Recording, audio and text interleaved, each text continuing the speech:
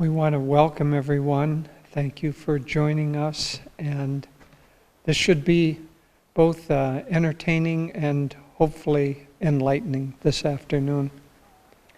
And we want to thank those of you who have submitted questions in advance. We have wonderful questions, but we want to also let you know that if a question comes up during our time together, please submit it and we can integrate those as well.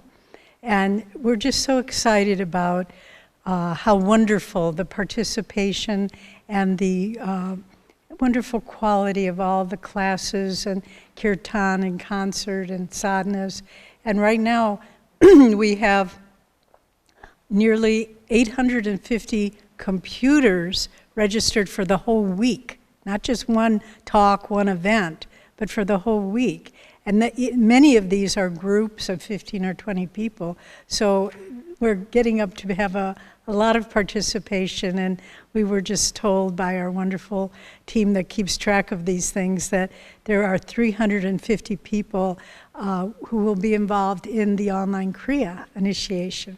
So this is so thrilling to us all. And I'll just take a moment to thank our magnificent tech team, which part of it is the Online with Ananda team, Jitendra, Dhyan, Sagar, and our sound people here at Ananda Village, Bhaktan, who did the remarkable video graphics for many of the activities. So this is really a team effort, and not to mention the terrific classes that have been submitted by our teachers from far and near. So let's begin, and we took the questions and kind of organized them in themes. So Jyotish, do you want to start with the first one? Okay, but let's start with a prayer first. You start with a prayer. Because that's the most important of all, to tune in. Heavenly Father, Divine Mother, friend, beloved God, Jesus Christ, Babaji Krishna, Lahiri Mahashaya, Swami Sri Yukteswar, beloved Guru, Paramhansa Yogananda Ji, saints of all religions, we humbly bow to you all. Bless our minds with thy wisdom, our hearts with thy love, and our lives with thy joy. And help us be channels for your light to bring it to everyone that we know and to all the world. Om. Peace. Amen. Okay, the first question. We've arranged them, as Devi said. There used to be a television program called 20 Questions, and that's what we have so far. So we've rearranged them in such a way as to put the ones that are more general and touch on spiritual questions primarily first, and those that are more particular to an individual, assuming we can get to all of them, and maybe there will be more, we've put them secondly. Okay, without further ado, how to overcome spiritual laziness and internal resistance to change? Well, isn't this the question of the spiritual path? To a certain extent, we all have spiritual laziness in the sense that we could always do more. So, and we always have resistance to change. If we didn't have resistance to change, we would have changed already and we would be in samadhi, not needing to ask a question like this. So, how do we overcome, first of all, spiritual laziness? Well, partly it comes from karma and from samskars of the past. If you make a spiritual effort, it creates a habit. And as you create that habit, it helps you form a foundation, and from that foundation you can build further. But if you don't use your willpower to force yourself to form a foundation, you can't build very much on that. And some people come into life with a lot of willpower and a lot of ability to discipline themselves, others less so. But that is all due to past karma. And so I would say you just have to use your will in order to get yourself to get started. The great aid to that is regularity and habit. So I would say for spiritual laziness, to be sure that you have a kind of a schedule, and if you'll stick to that schedule for a period of time, often maybe a month or 40 days. So let's say as a spiritual schedule that you decide that you're going to meditate for an hour from 6 to 7 every morning. Well, if you haven't disciplined yourself, you will have resistance to fulfilling that promise. But you just have to use your willpower, and as you do that, and you set that time and make it sacred and just do it, then it will get easier and easier and easier until that habit becomes your friend, not your enemy. In the Mahabharata, there is a great teacher of archery, of the warrior sciences, Dronacharya. And he teaches both sides. He teaches the good and the bad. He represents habit. So we have good habits and we have bad habits. Well, get Dronacharya on your side of good habits. So form those good habits, and gradually it will help carry you along. And the resistance to change is also helped by habit. And so that, and the other thing that I would say is very important, is try to form spiritual associations. Satsang environment is very strong in overcoming these old tendencies. And so if you can join the virtual community, if you have a local community, be with other devotees. Right now we're having to do that with social distancing. But the support of others, after the blessings of the Guru, the support of others, satsanga, is the second most important factor on the spiritual path. And I'll just answer briefly, because I think we'll try to get through all of these questions. Master said the most powerful, since we're talking about Dronacharya and teaching archery, Master said the most powerful arrow in the quiver of delusion is indifference. So when that tendency comes to say, oh, I think I'll just keep reading my book rather than meditate, or maybe I'll call my friend even though I know I'm supposed to start meditating now, see that for what it is. It's a quiver in the arrow, an arrow in the quiver of Maya, of delusion, and resist it. And then further, the person asks how to overcome internal resistance to change. Well, that's the whole story of Master's interpretation of the Bhagavad Gita. Arjuna says, I can't kill my bad habits as symbolized by the opposing army. They're part of myself. So this is an intrinsic, don't just think, oh, well, maybe I have this problem. This is intrinsic to the spiritual process of transformation, is to be able to say, I am willing to leave behind me my past mistakes and move forward and embrace a new self-identity. It seems so easy, doesn't it? I mean, why wouldn't we want to do that? But the ego is a powerful watchdog that guards the gates, and it doesn't want us to let go because it likes its position of power. So work with these things, but know they're universal tendencies. And I'll just go on to the next question since it's directed to me. This is, we can say the people's names, can we, who submitted the question? Okay, so this is from Victoria.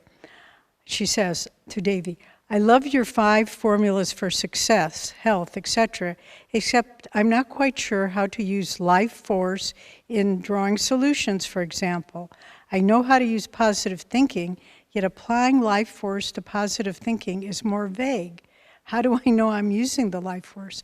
Well, that's a great question, and I'll answer it briefly. What we're doing, it's not just thinking, so it isn't going into like a hyper intense state of like drinking 3 cups of coffee and your mind is just racing. What we're trying to do is to enhance positive thinking with life force, meditate. Concentrate at the spiritual eye, the seat of superconsciousness. Lift your energy up. Swamiji has a wonderful little book that I helped edit called Intuition for Starters. And he talks about how to draw intuitive answers to your life's problems. And he said, if you have something that you need guidance on, meditate, get calm, then concentrate at the spiritual eye. This is adding life force to positive thinking. Let your mind hold it there, and then project it out, but then let your mind be calm, and then try to feel the response. Not think it, but feel it. Intuition is a combination of heart and mind. So try to feel that response in your heart. My own experience is that it doesn't come immediately. It won't come like, okay, I've offered it up, now let me get a solution. Sometimes it does, sometimes it does. But for me, more usually, it will come unexpected. Like I'll be putting away some laundry and all of a sudden, boom, oh, that's the answer. So when the mind is a little bit distracted, I think that flow of intuitive energy can come, intuitive insight. And so to draw life force into positive thinking, to get solutions, meditate, hold the thought up at the spiritual eye, and try to feel the response in your heart. I'll add briefly and then go on to the next question.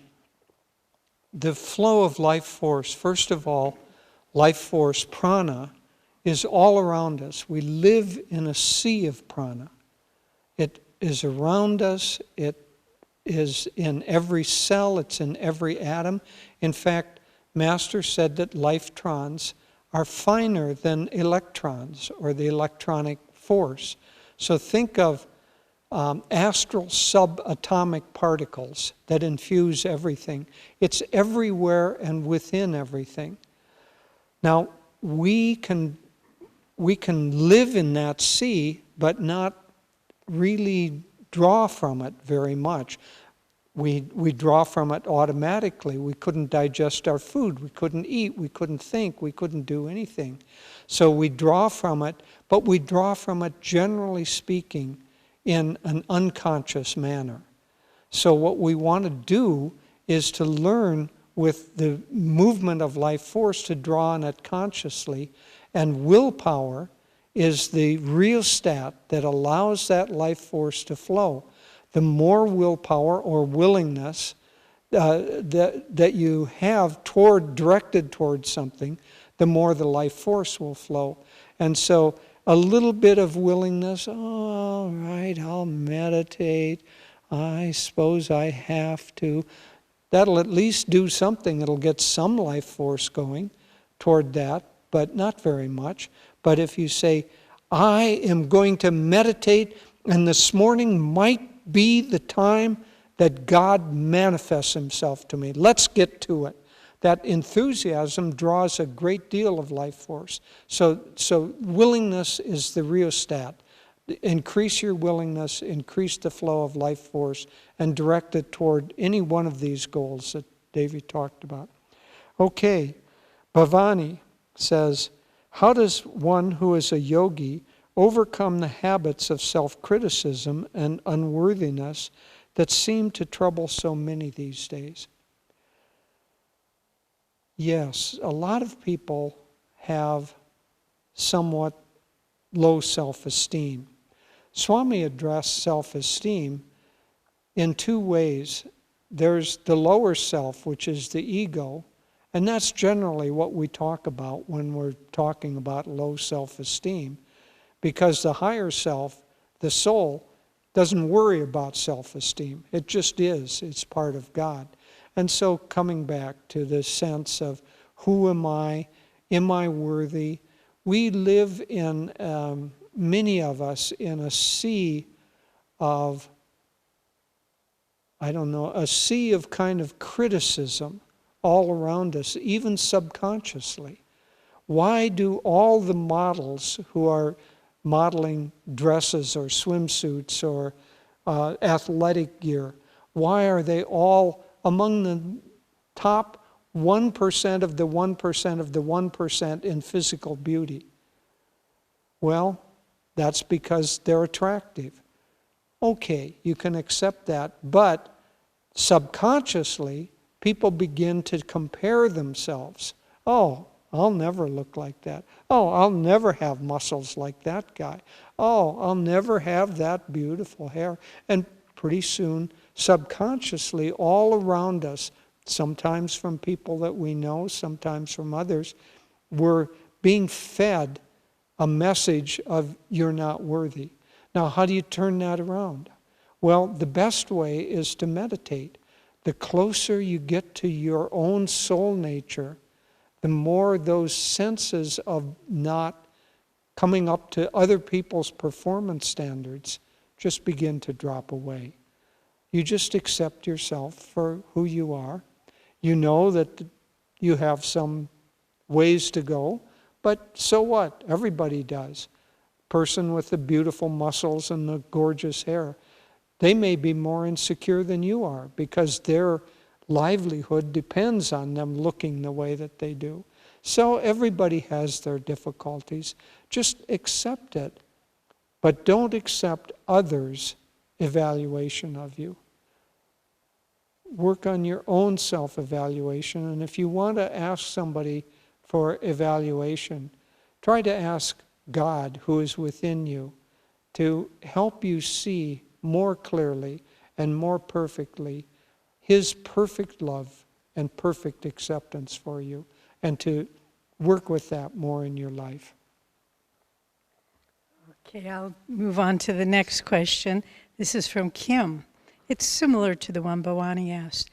How do you turn consistent negative thoughts into positive thoughts to help you align yourself more to God's vibration? Well, this gives me an opportunity to once more remind everyone we have this wonderful new little book that's coming out. Hold it up because I can see. There you go. Oh, okay. Okay. So this is Stand Unshaken, Daily Inspiration for Living Fearlessly. And this is compiled from quotes from our weekly blogs, and then each page has a beautiful photograph of one of Jyotish's paintings. So if you're interested in... This will be selected at random and answer to the question. Okay. Jyotish is watching too many magic shows. So this is what it says. The secret of living fearlessly is focus. It starts with intention, is built by effort, and gradually forms into a habit, and finally becomes a way of life. Pretty good. And the picture is a beautiful depiction of the spiritual eye. So you can see what they're like. And if you're interested, you can pre-order it now. It'll be available now in about a week and a half from crystalclarity.com. So, okay, how? Let's go back to Kim's question. How do you turn negative thoughts into positive ones? Well, focus. And what do we mean? Well, I'm drawing from that quote in the book. It's very helpful, and I've done this with workshops with people, to introspect and write down what are the reoccurring negative habit patterns and thought patterns that plague you. And often it's just, people are astonished because usually it's not that many, it's 2 or 3 of kind of chronic negative thought patterns or behavior patterns, and they were always there. As Swamiji said, when you see a flaw in yourself, don't despair, but rejoice, because it's always been there. You just never saw it before. And now that you see it, you can start working on it. So don't be afraid. Don't be afraid to look at your chronic negative thought and patterns and habit patterns. And just say, oh, now I see. Whenever someone disagrees with my opinion, I react with anger. What a silly thing to do. And I will watch that. And once you see it, honestly, it's not that hard to change. But the seeing is the hard part. But again, bringing life force into it. You can't just, oh yeah, I saw that, I know I have that. You have to resist it, resist that pattern. But the first step is to become aware of it. And then just keep persisting. And never, ever identify with your mistakes or your bad habits, or even if you have a backsliding, maybe you've vowed, one of the great social movements in America is Alcoholics Anonymous, AA, where people, people who have had substance abuse problems, and they go and they affirm, and I have been sober. I have many friends whose life has been changed by that. I've been clean and sober for 3 months, for a year, for 3 years, for 30 years.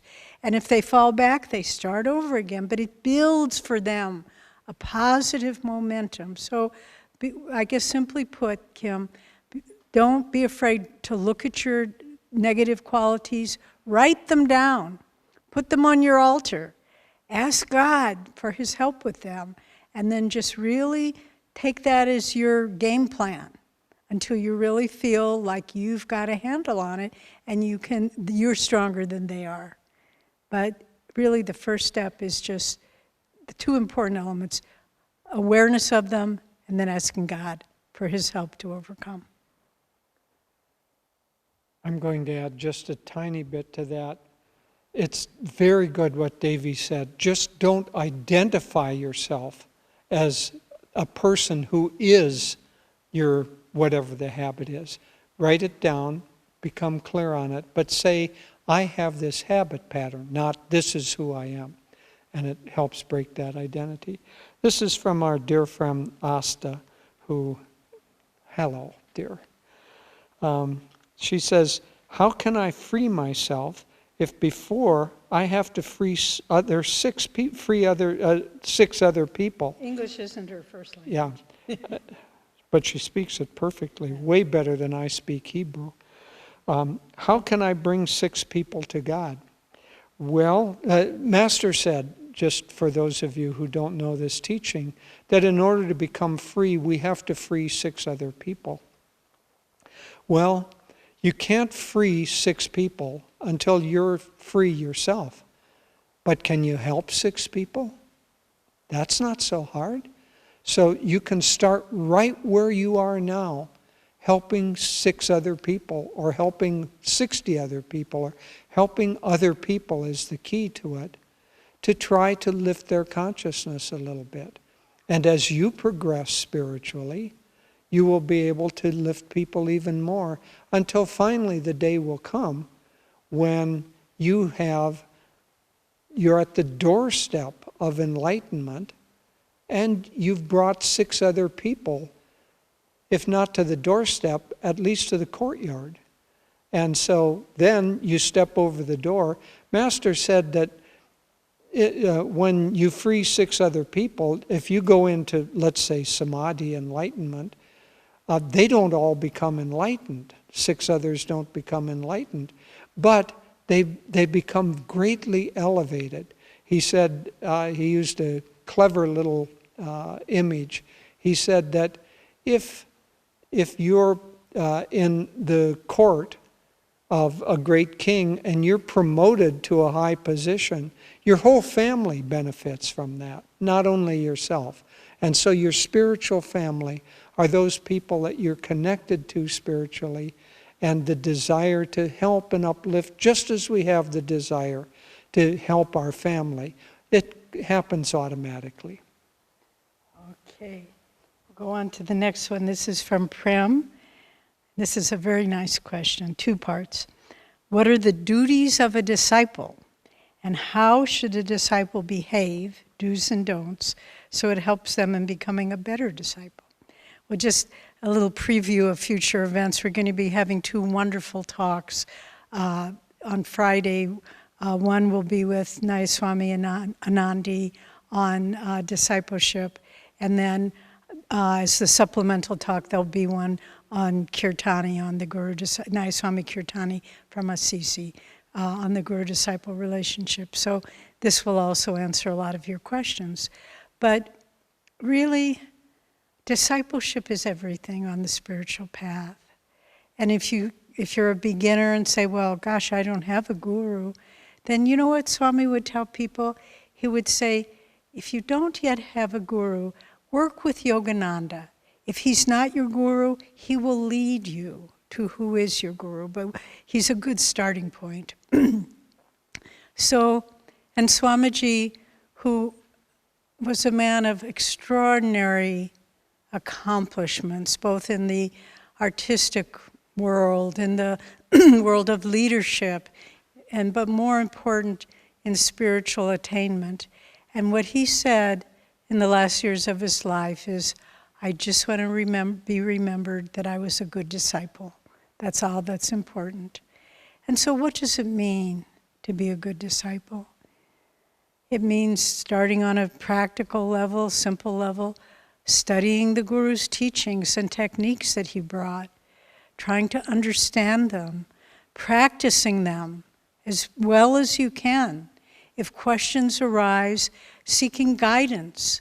Something I really appreciated about Sagar's talk this morning, when he talked about tuning in to people who are your spiritual seniors, not necessarily superiors, but just who have been on the path longer. This isn't very traditional in the West, and people have resistance to authority. If you haven't noticed, look at the world around you. But in any case, to accept, I give my ignorance I offer it at the lap of your wisdom and help transform it. And so to study, read, practice, ask questions of the wise, draw from their example, and then to always there's a beautiful balance in discipleship of humility and self-effort. Because if you have to balance them, because if you think, I'm going to find God by my own effort, I've seen people like that, and they eventually, it leads them astray. But if you just say, Lord, with your grace, I will give it my best, and with your grace, Master, I will walk forward in the spiritual life. So balancing humility, self-surrender with self-effort, and to make the Guru just in so many little ways, try to think of him as much as you can throughout the day. Maybe put a picture of him by your bed and let his face be the first thing you see before you go to bed and the first thing you see in the morning.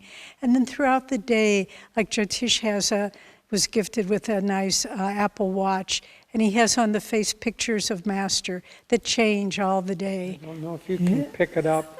This happens to be Lahiri Mahashaya, and there's Master, and every time I tap it, a different photo comes up. Anyway. So just different little techniques throughout the day.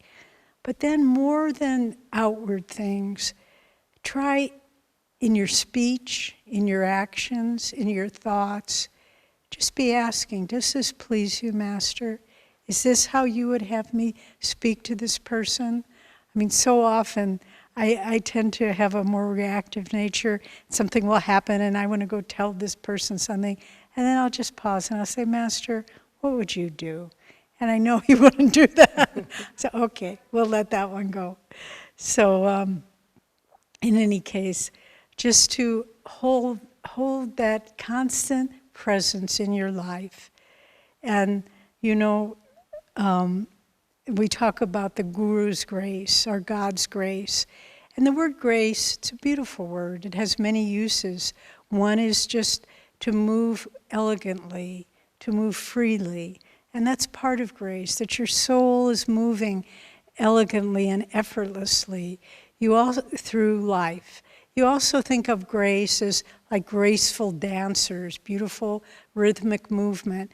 Well, I like to think of grace as dancing with an unseen partner, dancing with Guruji through life. And whatever happens, we'll dance through it, dance through life with thee. I sing thy song and sorrow is gone, and joy I am ever free. So the do's and don'ts, don't think you can do it by yourself, and do give everything you can with humility and love and devotion to the feet of your Guru. Okay, well, my dear, we're going to have to pick up the pace here. So I think we just each answer one. Yeah, we'll each answer and Move on. move on. Okay. Okay, what does it mean to feel the presence of God? This is Kavita. Kavita asks, what does it mean to feel the presence of God? God as a concept is not only amorphous, but because we all have kind of different images and self-images, they can be more or less correct. So I would say don't worry about feeling the presence of God in the sense that somehow God is going to manifest all around you. But anything that reminds you of something higher.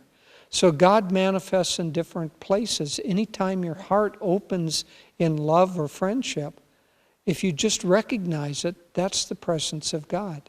Anytime a wise thought comes into your mind, God manifesting in your mind is wisdom. Anytime you feel happy or especially joyful, that's God manifesting in your life as joy.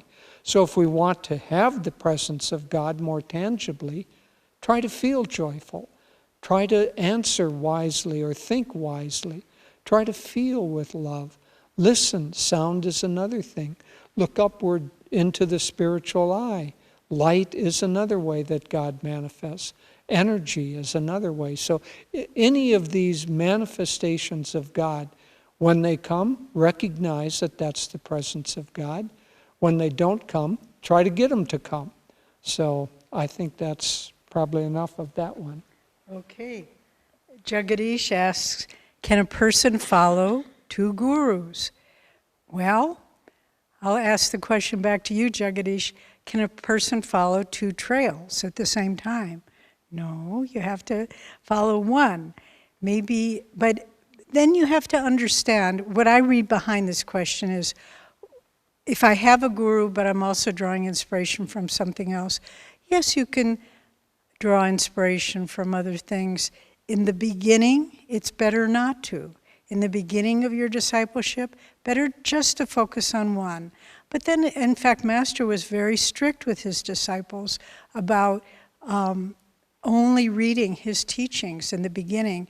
But there was one disciple, I won't mention his name, he was a direct disciple who has passed away, not Swamiji, but this man told this story here at Ananda when he was a young disciple in Master's ashram. Master told them not to read other literature, but this man thought, oh, it won't hurt. And he had under his bed some books of other paths. And of course Master knew. And Master, one day they were having, all the monks were gathered, and Master said, naming this man, we'll call him Ramu, that was his name. He said, Ramu here is a spiritual prostitute. He said that publicly. And this man told that story publicly to us. So he was trying to drive home the point. But having said that, Swamiji, for example, drew great inspiration from Anandamoy Ma. He knew she wasn't his guru. Master, there was never a question, but he drew inspiration as a form of Divine Mother. I too draw great inspiration from Anandamoy Ma. I always have, since I first heard of her many years ago. But there was never a question she was my guru. And so, no, there is, and to further emphasize this, when the soul, the spark of God, which is the individual soul, separates from cosmic being, cosmic awareness, there is a preordained guru, a preordained channel to bring that soul back into oneness with God. And so we have one guru. We can have many sources of inspiration, but we can't follow two paths at the same time. Okay, Carol says, how do I accept the unacceptable? I practice surrender to God's will, and I have prayed about this problem for 20 years. It's a very, very good question, and especially apt in the world that we live in, where you look around and you see a lot of things that just plain seem spiritually wrong. And do you accept them? No, you do not have to accept them. But there's a subtle difference here. If you see a person who is acting unacceptably, differentiate between the action, the activity, and the person. Try to accept the person, because negating the person will increase the negativity of that person. And so try to accept the person, but you don't have to accept the behavior of that person. And so if you can discriminate between those two, then it helps. But otherwise, you'd get into a conundrum where you see that something is very obviously wrong, and it doesn't seem right, and then you're supposed to say, oh, I'm supposed to accept everything. Well, no, you're not. You're not supposed to accept a lot of behaviors and a lot of aspects of life. Just differentiate. And this is especially important among those that are close to you, because Devi and I are often asked this question about, my child has this behavior pattern. How can I accept that? Well, you know, if your child is using drugs, you should not accept that. But you need to give your child love nonetheless. Well, if the same thing would apply to your brother or your sister who might be misbehaving, well, we're all brothers and sisters. So don't accept the behavior, but do accept the person. Okay.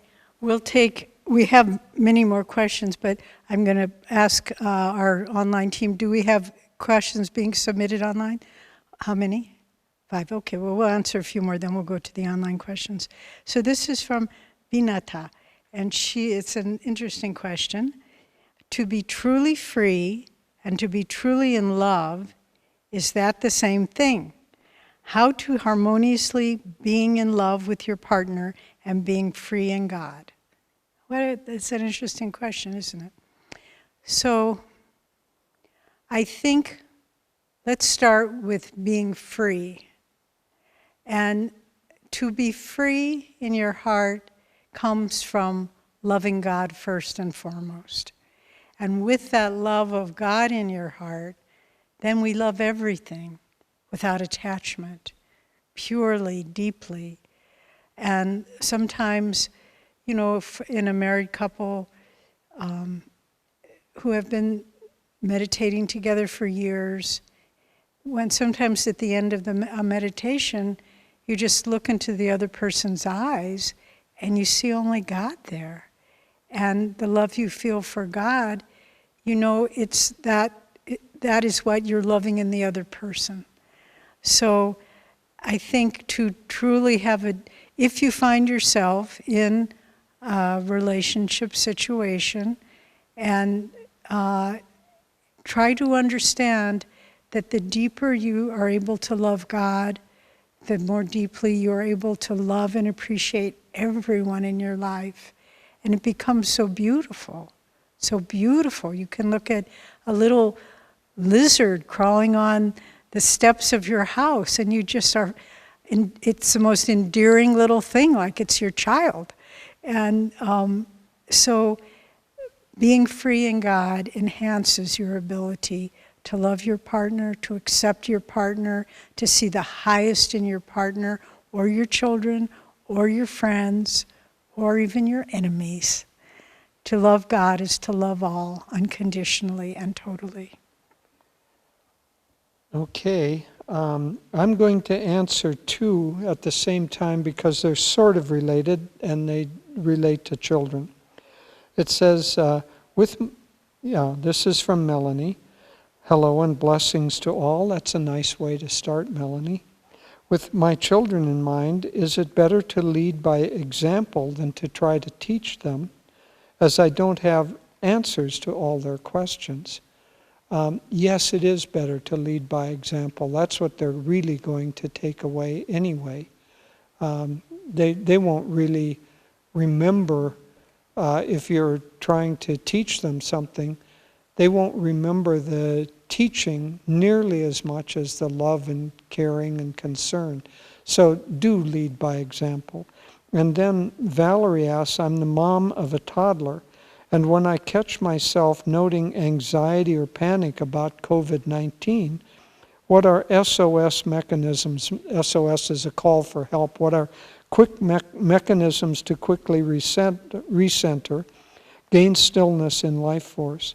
The daily meditations are great to prevent, but what about to treat when worries take over? Very, very good question and pertinent now when there is so much concern, anxiety, and fear that are around. So here again, if you're feeling concern or panic and you project that to your toddler, that isn't going to help your toddler do any better.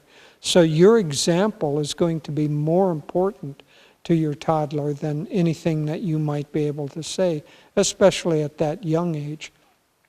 So, first of all, and very quickly, Master said about this, not necessarily in particular, but when very difficult circumstances come, he said, do your best to take practical preventative measures, and then have faith and leave the rest to God.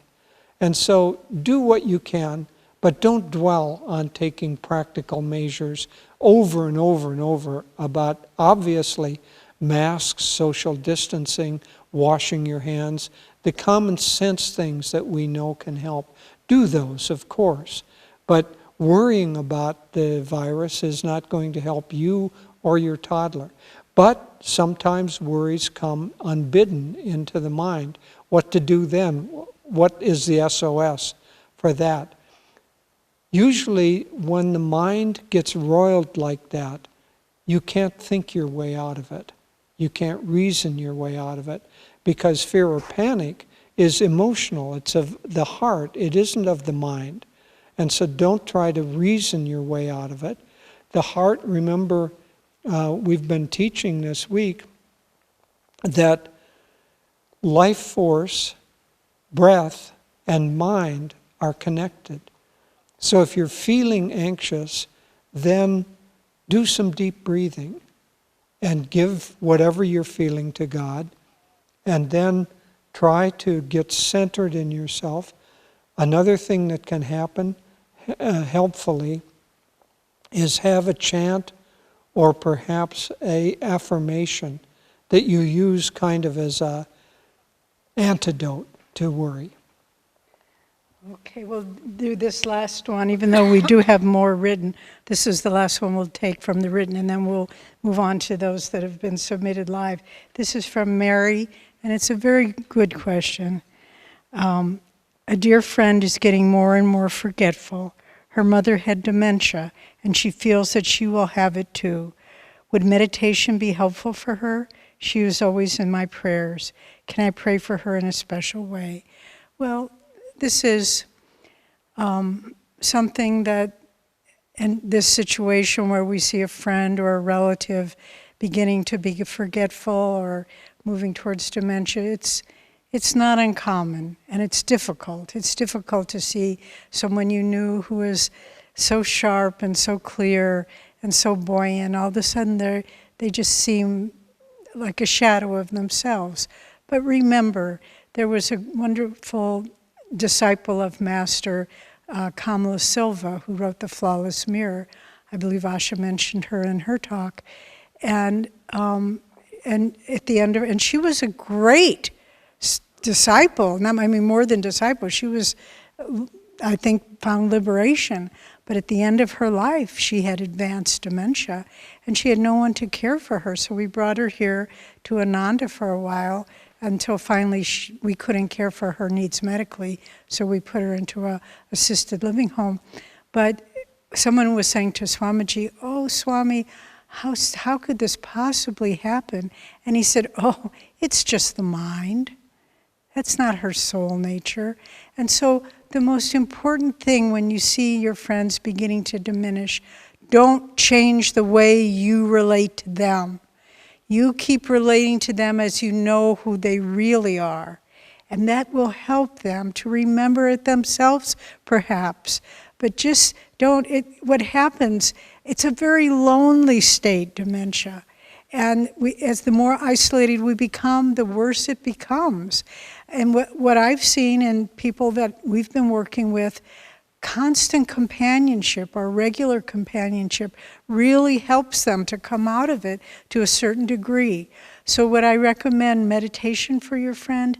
Not necessarily if she hasn't begun the practice yet, because meditation needs a focused mind, and it may be just frustrating for her. But try to find ways whether you yourself or other friends or social activities, where, although with the virus those are limited, but nevertheless, with phone calls, try to make her feel a circle of friends and caring around her, other people caring about her. And this will help her stay who she is. And then as the decline happens again, even if they no longer can hold a conversation, you can still relate to their soul, because that still is there, that never changes. The mind may become ossified, but the soul awareness never changes. So relate to the highest in them, find ways that they cannot feel isolated, and yes, pray that they themselves can feel God's presence in their life. Okay, so we'll start with some online questions. Thanks, Jyotish and Devi. So here's one. If we are sick, some of these are from the Spanish ministry also. If we are sick and we try to heal, are we going against God's will? Absolutely not. Do everything you can to try to heal. God wants you to be in perfect health. And it's the blockages somehow in your karma or your understanding or your habit patterns that are contributing to the illness. So by trying to do what you can to heal yourself, you're actually going toward God's will, not away. To not do anything would be to go away from God's will. So don't worry about that aspect of it. On the other hand, do accept whatever comes, because don't think that success in healing is necessarily a sign that, oh, you've pleased God, therefore I'm healed, any more than driving in a city street and getting a parking place is a sign of God's favor for you. God doesn't. Not? Well, I'm sorry. Well, maybe for me it is. I won't go past that. But don't. God's love is there for you regardless of anything. The key here is to try to be in tune with His higher principles, and perfect health is one of His higher principles. So try to be in tune with that, do what you can in a practical sense, and then accept the result. And I'll just add briefly, and don't identify with your illness. Swami Kriyananda had, for many decades, he had one health problem after another, and he kind of indirectly did admit that he was taking on other people's karma, but his medical file was like that, just one thing after another. And one time he was seeing a new specialist, and we weren't there, but a friend of ours was there, and the specialist said, "How is your health, sir?" And Swami said, "Excellent." And then the man looked at his file and couldn't align the two things. But Swami never identified with the problems of his body.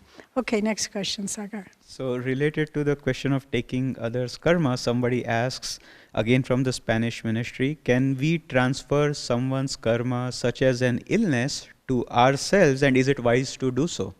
Okay, can we transfer someone else's karma to ourselves, and is it wise to do so? Well, only a very high soul can do that. Master could. Swami, kind of, as I said, indirectly admitted that he was doing that. But for most of us, we can have empathy, we can have compassion, we can have prayer. But, I was just reading an autobiography about the life of Teresa Neumann, the stigmatist that Master visited in Bavaria. And it said the stigmata appeared to her from the time when she was praying for a young man in her village who was about to enter the monastery, the priesthood. He had a very bad throat disease, and she prayed that it would be transferred to herself and receive this. Then that's when the stigmata started. So she could sustain it, but for most, it's not something necessarily advisable. Because while we're still bound in the ego, if we take someone else's karma, it will only accrue to our ego. When a master takes on someone else's karma, it doesn't affect them spiritually, but it would affect us if we are still bound in the ego. So that's the problem with it. Next. That was a good answer. I don't have anything more to add. Really? Yes. So here's one more. When people have mental illnesses, are they possessed by evil spirits? When people have mental illnesses, are they possessed by evil spirits? Not always, but sometimes. And so there are many, if you talk generally speaking about any downward pulling force, also mental illness, you could say that's a satanic influence. But here I think the question is more, has another entity entered into that person? And generally speaking, that would not be the case, but it does happen in some cases. And so I would say pray for the person, pray for Divine Mother to help that person and surround them. Master said that you can surround yourself by placing your palms together, draw a circle of light around yourself, chanting Om Tat Sat, Om Tat Sat, Om Tat Sat, Om Tat Sat. That's the qualities of God. So you draw a circle of light with God's qualities around you. You can do the same for a person who is either mentally ill or possessed. And as I say, both can be true. Surround them with light.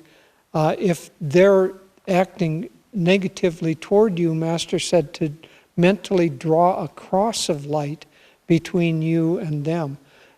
And that will be a protective device. So I would say that that's the answer to that. But I would also say that don't open yourself to negative influences. Don't open yourself to lower astral entities, because they do exist. And if you become too open, or through the use of drugs sometimes, or other ways where your mind doesn't have possession of itself, then some other entity can take possession of you. And I met someone in India who had not only had that, but freed himself. He was a very, very high soul, able to manifest things at will, and very high soul from the time that he was quite young, from 5 or 6 years old. he went off to the Himalayas and studied under masters. But through the practice of tantric practices, he ended up being possessed by an astral spirit. And just a few months before I met him in India in 1974, he had been able, with the help of his guru, to throw off that. So Master too said that this can happen. But as I say, it isn't the first thing that you would think if somebody is exhibiting mental illness. There's a saying among doctors that about diagnosing someone. It's that if you hear hoofbeats, think of horses, not of zebras. And so, meaning, think of the most likely cause. Most likely cause of mental illness is imbalances in the brain chemistry, and so on, as opposed to possession. Okay, so this is from Peggy. Master said that we'll see our loved ones again when we die, but what if they have already reincarnated by that time? That's a... Have you ever thought about that? I have. I think we think of the different planes, causal, astral, physical plane, as sort of like separate countries. You know, you have to cross the border. I don't think it's like that, really. I think in fact, Master said that the astral world is a part right now of the physical world. We just can't, remember on Monday, Jyotish was talking about the spectrum and tuning in, and we just can't see it. But that's how Sri Yukteswar, he couldn't see Babaji because he was hiding behind the sunbeams. And so whether our dear ones have reincarnated or not, we can still feel their presence. I was very close to my mother.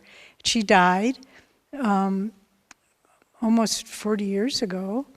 And 30 years ago. And I think, well, maybe she's incarnated again. Maybe she's a little child.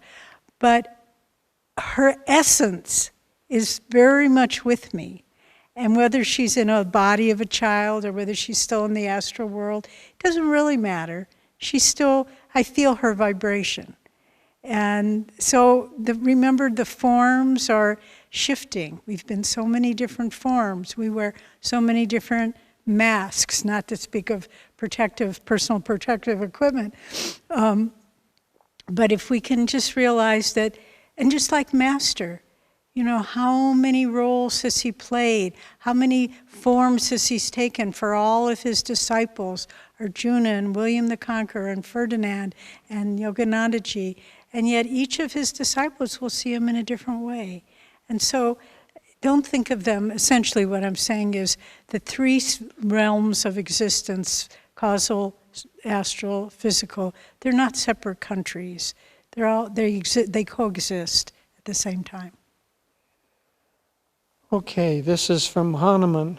Is it possible that the soul actually incarnates on all three planes, causal, astral, and physical, at once? What might it look like? What might that look like? What might that look like? Well, I've never heard the question, nor have I heard any of the masters ever say that that would happen. We have enough problem being on one plane at a time. So what can happen is when a very, very advanced soul who's already a jivan mukta, that means freed, but they still have karma to pay off. So they would already be in nirvikalpa samadhi. They can incarnate in more than one body on a plane in order to work off karma more quickly. But I've never heard of anyone incarnating on several astral, causal, astral, and physical at the same time. On the other hand, we carry within us the causal, astral, and physical bodies in any case. So, as I say, we have enough trouble dealing with the here and now.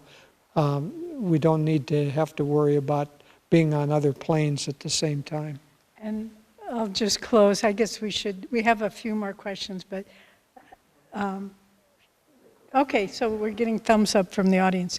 From our friends, not the audience. Just to add to what Jyotish said, once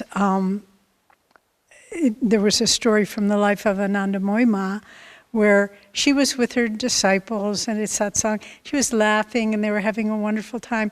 And all of a sudden she froze. And I mean, as though the life had left the body. And she was like that for several hours. And finally, with a little, quiver and a laugh, she came back. And they said, "Ma, where did you go?" And she said, "I was fighting a battle on the astral world." And so she did. So she was in the physical world, but at the same time in the astral world. So with great souls, they probably can traverse different planes, but for most of us not. Okay, well, we can answer these two together as one. Want me to do that one? Sure. Okay, so this is from Catherine, and she's asking a question about Swami's views on psychotherapy. She said, I gather from his early talks he wasn't that in favor of them. But she said, I think that was more the Freudian approach. And yes, Catherine, you're right. He didn't think it was of value just to dwell on, what my mother did to me, and sort of rehashing emotions and patterns. But he did refer people to go to healers, to go to people that could help them break through certain energy patterns. He advised some people I know to go to past life readers so they could help see more clearly what was the kind of long-term trajectory that was causing this problem in this life. So no, he was not opposed. He didn't say, "Oh, just meditate, you'll overcome it." He was a very practical man, but he did not think that because he understood the teachings of his guru of yoga, that just going over old negative things, he said that just reinforces your identity with those things. We have to work with energy, work with new flows of energy so that we can break through. So I think that. Yeah, I'll add to that. One of the great, Catherine refers to the fact that I studied psychology, which is true. One of the great missing elements in most psychoanalysts and psychologists is that they don't take into account reincarnation. Now there's new schools of thought in psychology that accepts reincarnation.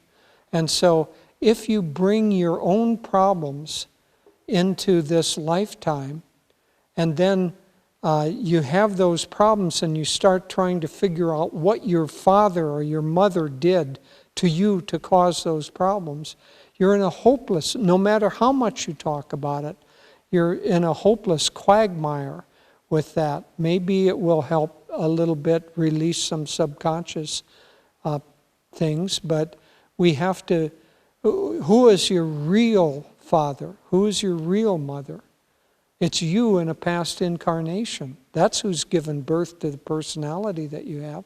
So if a system works with the understanding of the soul nature as opposed to just the nature of the mind, then Swami was supportive of that. And he was in fact, was developing something that he called directional psychology. I think that's the term that he used, which many more of the more modern schools are working with that kind of thing now. So it wasn't that he was opposed to psychiatry or psychology, just the way that it was practiced.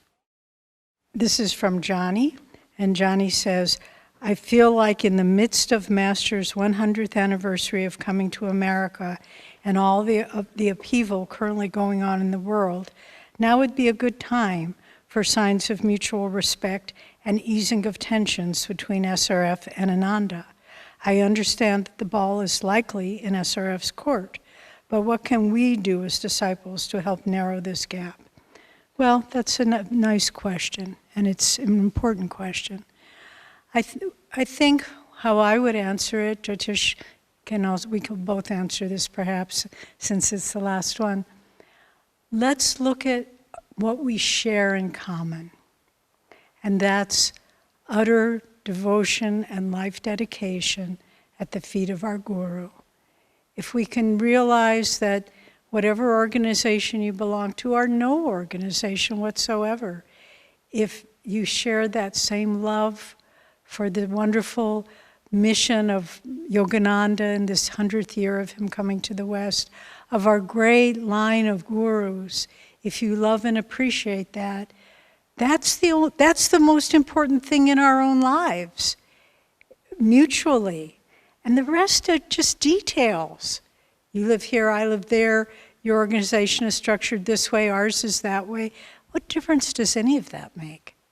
The only important thing in the lives of people who are in different organizations is our common love for God and Guru. And if we can just keep remembering that and sharing that, and if negative thoughts are shared, or negative words, or judgment or condemnation, just withdraw from that energy and just remember we all love Master. And that's all that's important. I'll just add this to it, that change has already started on a grassroots level. The devotees of SRF, the devotees of Ananda, by and large, don't have problems with each other.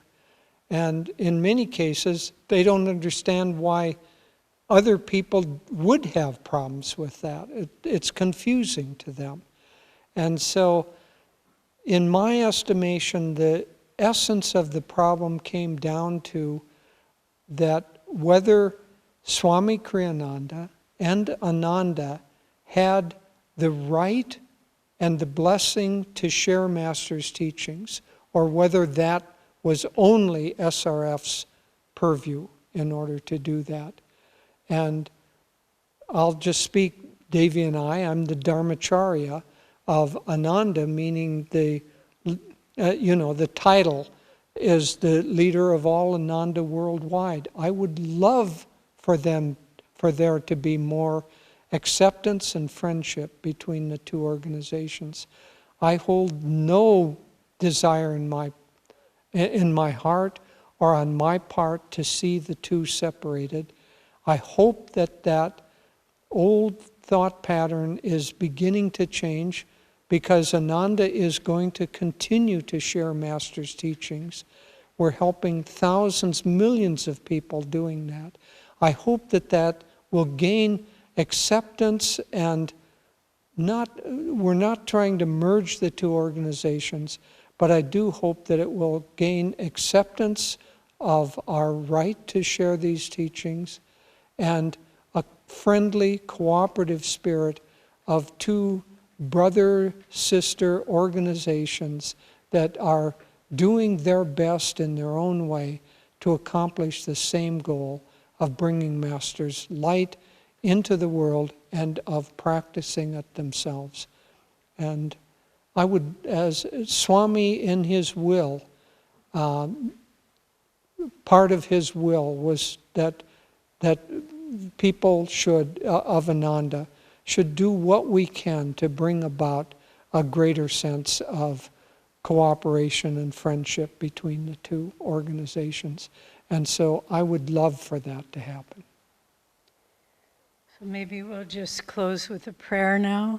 And thank you all. These were really fine questions. And I think people, whether you ask them or just listen to the answers, I think we all got a lot out of it. So let's close with a prayer.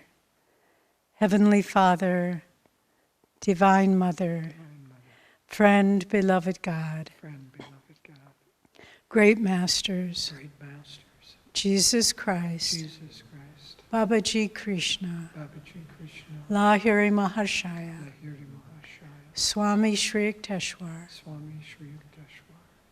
beloved Guru, Paramhansa Yogananda, saints of all religions, friend and guide Swami Kriyananda,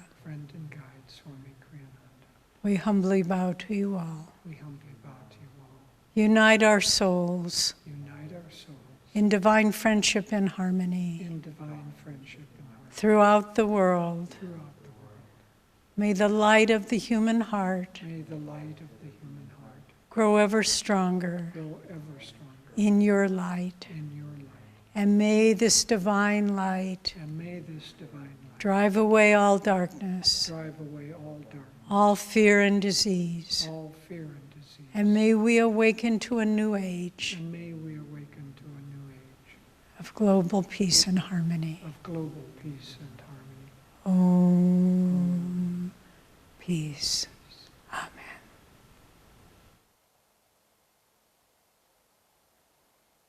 Thank you so much for joining us.